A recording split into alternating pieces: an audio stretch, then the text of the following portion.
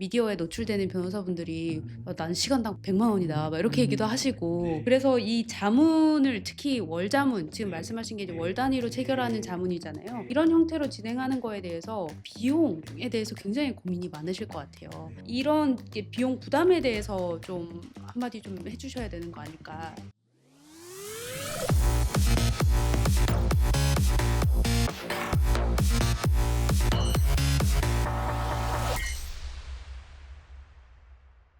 되게 중요한 질문이라고 생각하고, 변호사 비용을 이제 막연히 너무 비싸다고 생각해서 이런 거 물어보는 거에 대해서 굉장히 걱정이 많으신데, 이제 법무법인 입장에서도 월 자문 계약은 비용이 상당히 놀랄 만큼 저렴합니다. 그거는 왜 그러냐면, 저희 입장에서도 기업들하고 같이 유대 관계를 가져가는 것도 필요하고, 그리고 그 다음에 월 자문 그걸 물어보는 것 자체가 몰릴 때도 있고 그렇지 않을 때도 있기 때문에, 월 자문 계약은 굉장히 합리적인 비용으로 체결을 하고, 혹시나 이제 기업에서 갑자기 물어볼 게 굉장히 많을 경우가 생깁니다. 그런 경우에는 이제 어떤 비용을 약간 추가를 해서 시간 타임 차지를 한다든지 이런 식으로 해서 보통 진행을 합니다. 그러면 이제 월 자문료 자체가 일이 빡시게 모인다 기준으로 책정되는 것이 아니라 주기적으로 발생하는 일 정도로 이제 책정이 되고, 유난히 빡셀 때는 그때만 별도로 이제 추가 차지를 하신다. 예, 그러니까 기업 입장에서 부담이 되지 않는 금액으로 서로 이제 계약을 맺어놓고, 그래서 편하게 전화를 할 수 있게, 서로 연락을 할 수 있게 합니다. 그래서 실제로 지금도 제가 하고 있는 그 업체의 경우에는 저도 어느 날 갑자기 모르는 번호로 연락이 와요. 그러면 어느 팀의 팀장 누군데 이런 이슈가 있어서 저희 자문 변호사 연락드렸습니다. 그럼 저 굉장히 반갑게 전화를 받고 거기에 대해서 이제 답을 해드립니다. 예. 사실 그럴 것 같아요. 회사 일이라는 게 계약서 검토도 있겠지만 진짜 간단한 거 구두로 문의하는 것도 있을 것 같거든요. 네, 그런 것도 엄청 많습니다. 그런 것들을 위해서 별도 차징 이거 생각하니까 더 애매한 건데, 자문으로 묶일 경우면 오히려 그런 거는 담당자분들이 편안하게 여쭤보시고 리스크는 리스크대로 최대한 예방할 수 있다라는 거에서 회사 측에서는 굉장히 좋은 방법일 수 있겠네요. 예, 그렇습니다. 그리고 경영 전략적으로도 뭐 팀장 회의를 하거나 이럴 때 본인들이 하면서 약간 좀 걱정되잖아요. 이게 될지 안 될지, 아니면 이거 하다가 또 무슨 문제가 생길지, 이런 부분들이 있는데, 그리고 팀장님들은 또 그 업무에 대해서 굉장히 전문가 분들이시기 때문에 그 업무를 하는 데 대해서 걱정되는 부분을 이제 물어보시면 저희가 어느 정도까지 가능하고 어느 부분을 다시 또 검토해야 된다, 이런 의견을 드리기 때문에 같이 이제 회사 내에서 경영 회의를 하거나 뭐 이런 거 할 때도 굉장히 유용하게 쓰일 수 있습니다. 좋네요. 이런 월 자문료가 생각만큼 그렇게 비싸지 않다. 시간당 100만 원 이렇게 차징은 하지 않는다라는 것을 명심을 해주시면 좋을 것 같습니다. 사실 이 자문이라는 게 결국에 계약을 진행하려고 한다든지 신사업을 뭘 하려고 뭔가 진출 이럴 때 사실 법적 검토가 필요할 것 같거든요. 요거를 좀 미리 책정하면 나중에 분쟁에서 발생할 때 비용을 사실 좀 많이 오히려 세이브할 수 있다라고도 볼 수 있을 것 같은데, 요런 거 관련해가지고 실제로 이게 분쟁을 예방만 했으면 세이브를 많이 할 수 있었을 텐데 그게 아니어서 큰일이 날 뻔했다, 요런 사례도 좀 있으셨나요? 예, 많이 있습니다. 회사가 커지다 보면, 그러니까 경쟁하는 업체들이라든지 주변의 회사들이 약간 좀 질투를 하기도 하고, 그래서 별것도 아닌 거 가지고 막 뭐 민원도 넣고 고소도 하고 뭐 별일이 다 일어납니다. 거래하는 업체 사이에서도 문제가 발생을 하고요. 예전에 제가 자문을 했던 물류회사 같은 경우는 대표님께서 말씀하셨던 것이 자기가 이렇게 법이 필요한지 몰랐다. 왜냐면 이제 대표님이 사업을 너무 잘하셔서 업체가 계속 커지고 사업 영역도 계속 확대가 되는 거예요. 그 전까지 이렇게 별로 신경도 안 쓰던 주변의 업체들이 저희가 보기에는 정말 얼토당토한 이유로 경찰서에 고소도 하고, 이런 일들이 벌어져서 대표님이 이게 자기가 사업이 커졌구나, 변호사가 내가 필요하구나, 실감을 그런 식으로 하셨구나. 그래서 물론 당연히 경찰서 고소당한 거는 저희가 방어를 해드려서 무혐의로 처리가 됐고, 근데 이제 그 과정에서 미리 좀 자문을 받았더라면 그런 좀 모함을 당하지 않지 않았을까, 이런 부분들이 좀 있습니다. 봤을 적에 이거를 좀 미리 준비했을 수 있겠다 하는 부분이 좀 보이셨나요? 예, 그런 부분들이 많이 있습니다. 회사가 하는 일들이 프로세스나 이런 것들이 정해져 있기 때문에 그 과정에서 발생할 수 있는 그 위험이 항상 있습니다. 사업을 하다 보면 당연히 위험은 당연히 발생할 수밖에 없는데요. 이제 그런 것들을 미리 체크를 하게 되면 대표자 입장에서는 그 위험이 있는데 알고 가는 거랑 위험 자체를 아예 인지를 못하는 거랑은 전혀 다른 그 일이기 때문에 그 위험이 있는데 내가 더 큰 이익을 위해서 감수하겠다 이렇게 경영 판단을 내릴 수도 있는 거고요. 위험이 있지만 위험을 좀 줄이는 방식을 좀 선택할 수도 있는 거고 그런 경영의 어떤 판단에 저희가 좀 도움을 드리고 있습니다. 그리고 뭐 민사 계약에서도 지금 방금 형사를 말씀드렸는데 민사에서도 대표자분들이 오해하시는 것 중에 하나가 계약 금액이 적으면 막 나중에 소송 금액이 적을 수 있다 이런 식의 생각을 하실 수가 있는데요. 제가 했던 사건 같은 경우는 실제 그 수년간 납품액은 수천만 원에 불과했는데 수천만 원 중에서 굉장히 적은 금액입니다. 근데 막 손해는 몇십억 났다 이래가지고 그 소송을 당했던 손해배상 소송을 당하셨다. 예, 그런 사안이 있습니다. 사안을 좀 말씀드리자면 인조 손톱을 판매하는 곳이었는데 소비자보호원에서 뭐가 이슈가 있어가지고 그 보도자료 이런 게 나왔어요. 그랬더니 이제 그거를 공급한 업체에게 책임을 물으면서 수십억의 손해가 발생했다 청구를 한 사안이었고 그때 이제 업체 대표자께서 여기저기 이제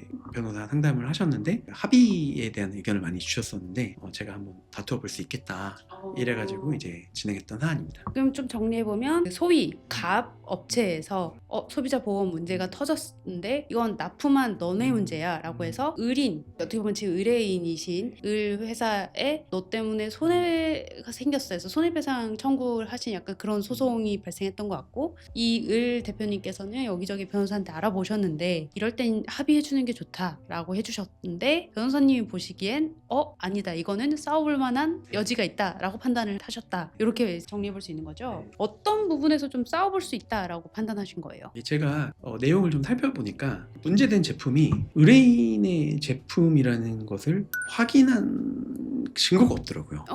그리고 실제로 의뢰인도 그 제품이 자기 제품인지를 정확히 알지 못하는 상황이었습니다. 그럴 수 있겠네요. 사실 네. 갑 회사는 여기 단독 납품을 의뢰에게만 받는 것이 아니라 회사가 여러 개 있을 거잖아요. 이 회사 때문이야 라고 책정하려면 명확한 증거가 없이는 좀 쉽지 않을 수도 있겠네요. 예, 그렇습니다. 그래서 근데 그 증거가 없었던 상황이고. 이분이 이제 어떻게 보면 그 적절한 시점에 찾아오신 거기도 하고 아. 좀 더 빨리 오셨으면 훨씬 좋았을 것 같긴 네. 한데 만약에 이게 우리 제품이다라는 거를 뭐 확인서를 썼다든지 그런 게 있으면 사실은 다투기 굉장히 쉽지 않았겠죠. 그런 거 자체가 아직 명확하지 않은 사안이어서 아까 말씀드린 대로 납품액이 몇 천만 원밖에 안 되는데 손해가 막 수십억이라고 하지 않았습니까? 그 손해를 인정받기 위해서는 입증의 문제를 말씀드렸는데 입증해야 되는 것이 너무너무 많습니다. 일단은 제품이 그 의뢰인의 제품이라는 걸 입증을 해야 되고 의뢰인의 제품이 하자가 존재한다는 사실도 입증을 해야 되고 그로 인한 조사, 언론 보도, 브랜드 가치 하락, 재고 발생 이런 손해들이 법에서는 특별 손해라고 하는데요. 이제 인과관계와 예견 가능성까지 모두 입증을 해야 됩니다. 그래서 이 손해액이 이 정도로 실제로 발생했다고 산정할 수 있느냐 이것까지 또 입증을 해야 되는. 지금 말씀드린 모든 단계의 인과관계와 그다음에 예견 가능성, 손해 부분을 전부 다 그 입증을 해야 되는 거기 때문에 굉장히 쉽지 않은 과정입니다. 그러니까 역으로 싸워볼 수 있겠다라고 판단을 하셨던 거군요. 그래서 결과적으로는 승소를 하시게 된 건가요? 예, 전부 승소했습니다. 전부 승소하시고 예. 갑 회사에선 1심이었을 거잖아요 이게. 그러면 받아들이시나요? 재판을 하게 되면 아셔야 되는 게 소송 비용이라는 게 있습니다. 이 변호사 비용을 진측에서 다 물어내야 돼요. 예, 그래서 항소를 만약에 하게 되면 항소심 비용까지 같이 물어내기 때문에 그거를 만약에 항소를 가려면 소송 비용을 더군다나 제가 말씀드린 손해액이 엄청 크다고 말했잖아요. 그러면 이제 소송 비용이 그거에 비례해서 또 굉장히 많이 늘어납니다. 소송 비용을 또 몇 천만 원 물어낼 수가 있기 때문에 그러니까 이 손해배상을 정말로 오히려 이제 진짜 손해배상을 해야 된다라고 판단하시면 그 금액도 되게 신중하게 산정을 하시긴 하셔야겠네요. 진짜로 손해 본 거 왜 부풀려서 하셨다가는 오히려 나중에 입증하는 과정에서도 문제고 소송 비용도 엄청 커질 수 있다로도 사실 해석할 수 있는 거잖아요. 그 굉장히 중요한 부분입니다.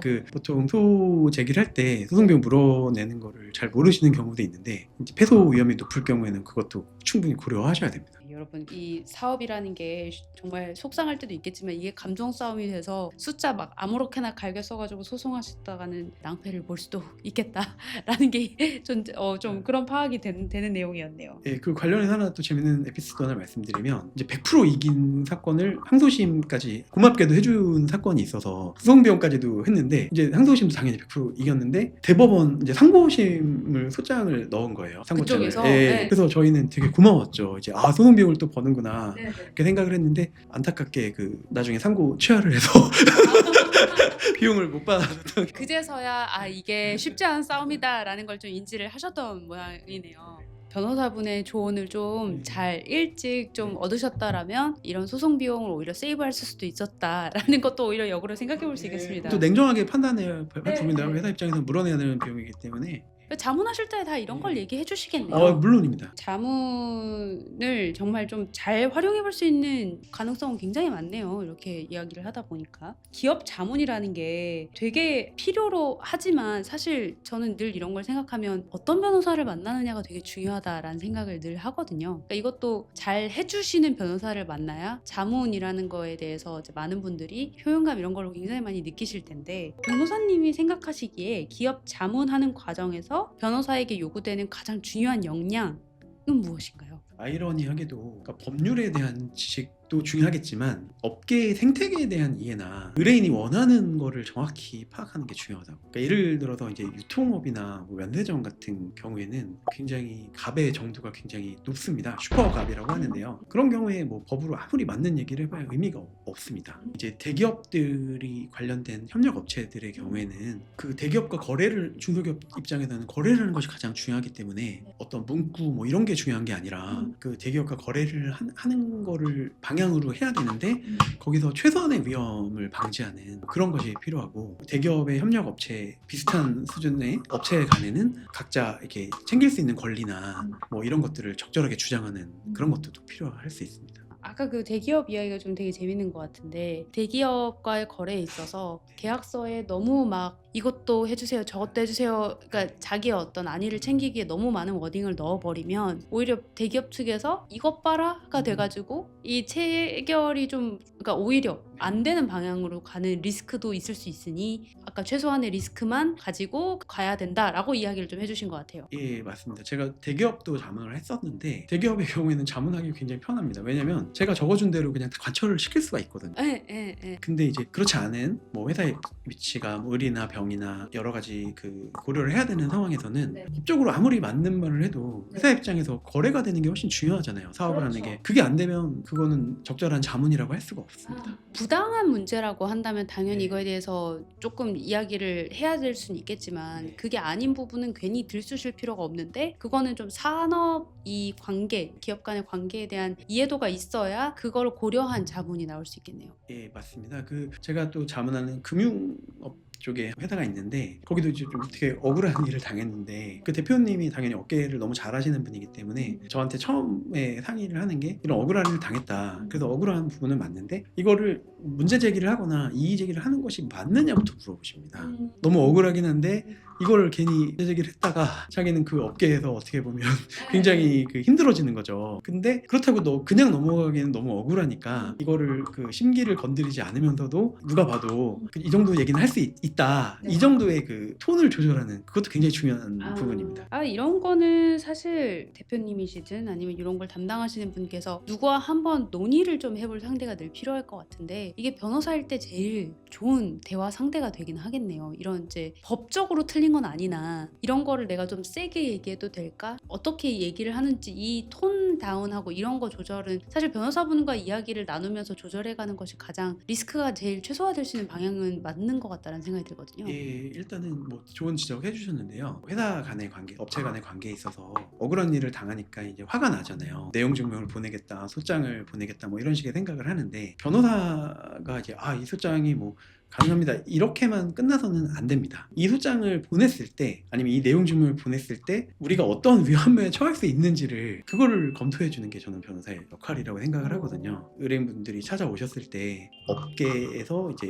이런 그 문제 제기를 했을 때 처할 수 있는 위험이 뭐 A, B, C가 있다. 그래서 A, B에 대해서 대비가 되어 있으시냐, 그리고 이렇게 되더라도 괜찮으시냐, 뭐 이런 거를 항상 체크를 하는 편입니다. 그러니까 결국에는 리스크 시뮬레이션을 해줄 수 있다 이네요. 변호사는. 예, 맞습니다. 리스크 시뮬레이션을 해줄 수 있고 이걸 기본으로 그래서 이 리스크를 감당하실 거냐 아니면 이 리스크를 최소화하실 거냐 이 리스크를 피해 가실 거냐에 대한 옵션을 드릴 수 있는 것이고 예, 정확한 지적이십니다. 경영자가 판단을 하는 데 있어서 올바른 판단을 할 수 있도록 법률에 정해져 있는 리스크뿐만 아니라 이제 상대방이 어떤 법적인 조치를 취하거나 대응할 수 있는 그 리스크까지도 시뮬레이션을 해드리고 아까 처음에 말씀드린 대로 처음에 계약서를 쓰는 단계에서부터 이제 그런 리스크를 반영해드릴 수 있는 게 저희 역할이라고 생각을 합니다. 오늘 홍 배원님과 함께 기업 자문에 대해서 좀 알아보았습니다. 기업에서 진행되는 무수한 의사결정, 이 갈등으로 번질 수 있는 위험성이 분명히 존재하는데 오늘 이 기업 자문을 통해서 이런 리스크를 좀 시뮬레이션 해가지고 줄여 나갈 수 있다라는 것을 좀 알 수 있는 시간이었고요. 변호사님께서 얘기해 주신 것과 같이 해당 산업에 대한 어떤 전반적 이해도가 있는 법적 전문가로부터 검토를 받아서 좀 리스크 시뮬레이션 한번 돌려보시고 이 리스크를 피해 가실 것인지 직면하실 건지 최소화하실 수 있는 방법은 무엇인지를 좀 미리미리 검토해 보시면 좋을 것 같습니다. 회사에서는 분명히 비용 절감까지도 할 수 있을 것 같거든요. 그래서 그거를 한번 꼭 생각해 보시고 기업 자문이 생각보다 그렇게 비싸지 않다. 요거 오늘 핵심이었던 것 같습니다. 오늘 변호사님과 이야기를 좀 깊게 나눠봐서 너무 좋았고요. 다음에 또 기업 자문으로 한번 또 이야기를 나누면 좋을 것 같습니다. 네, 그러면 여기서 마무리하겠습니다. 예, 감사합니다. 네, 감사합니다.